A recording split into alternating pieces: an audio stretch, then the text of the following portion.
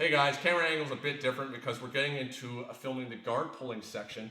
We want to just quickly have a video talking about this before a bunch of blue belts just start raging out that we're not talking about takedowns. There's a reason why we emphasize learning how to pull guard first before you start learning takedowns. One, takedowns are complicated, it takes a lot to learn, and they're a lot more dangerous.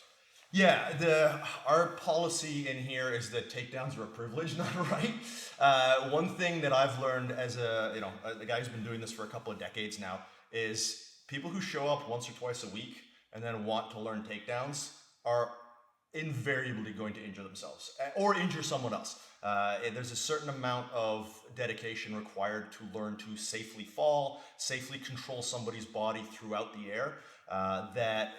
With casual students, it's just a difficult thing to achieve. So we're not against teaching takedowns. It's just that I would recommend, if for those of you that are watching this that have any ambition towards teaching, understand the limitations of trying to teach takedowns, which are inherently more complicated and dangerous simply because you got two people standing up.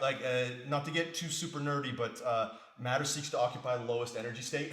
It's a basic physical principle. I want to be like this right now. Yeah. This is easier than this, which is easier than this, which is easier than this. So when we've got two bodies in motion, this could be anywhere from a couple hundred to 400, 500, 600 pounds moving through the air at the same time. And if all that weight goes onto one person's limb, which does happen, that limb is going to explode.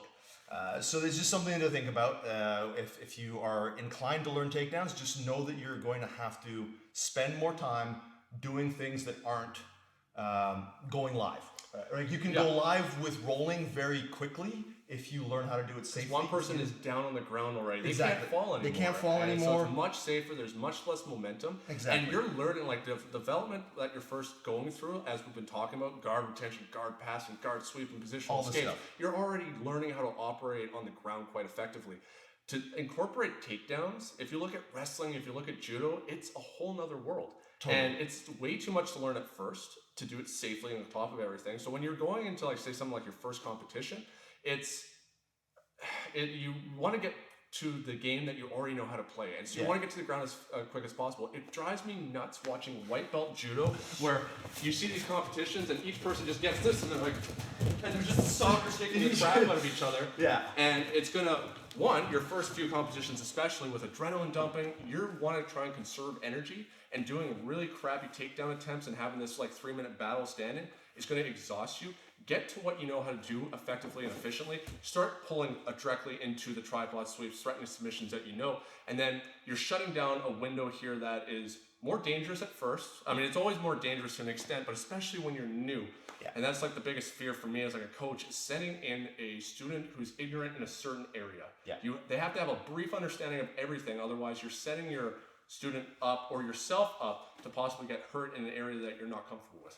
Yeah, so we recommend as a beginner strategy that you should just learn how to pull guard. And when we say beginner, I mean that goes up to and including blue belts. I would say that once you're a blue belt, and I mean this is all based on the idea that you have a limited amount of time. If you're the guy who's 20 or the gal who's 20 and you've got an endless gas tank and you come to class 6 days a week, you train 3 hours a day, you can learn takedowns. Yeah, you're going to be fine at it.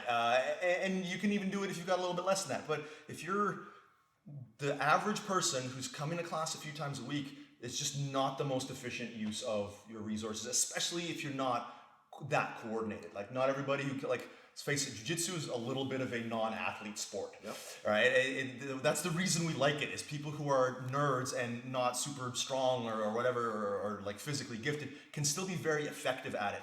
So the takedown aspect of it, as much as it's equally technical, the demand on athleticism and on your body is greater. Even people who are good athletes still get quite severely injured doing takedowns, posting, twisting, all that kind of stuff. So we recommend that really up until blue belt, you mostly be focusing on learning how to get the fight to the ground with guard pulls.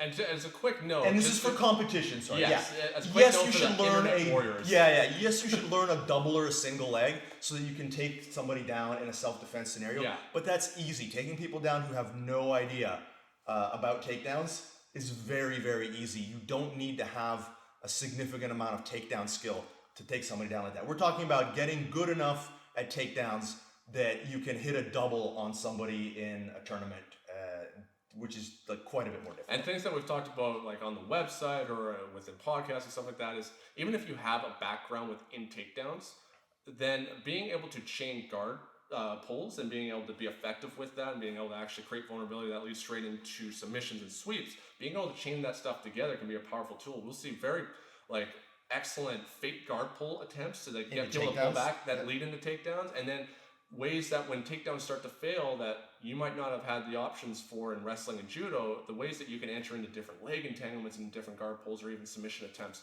it starts to really widen the amount of attacks that you're able to throw at your opponent, and obviously increases your knowledge. So even if you're a wrestler and you're like, oh, guard pulling's for sissies, there are great ways to do it. And in the next 2 videos, Rob and I are going to talk about some important tips to improve the guard pulls so that you're able to go straight into attacks.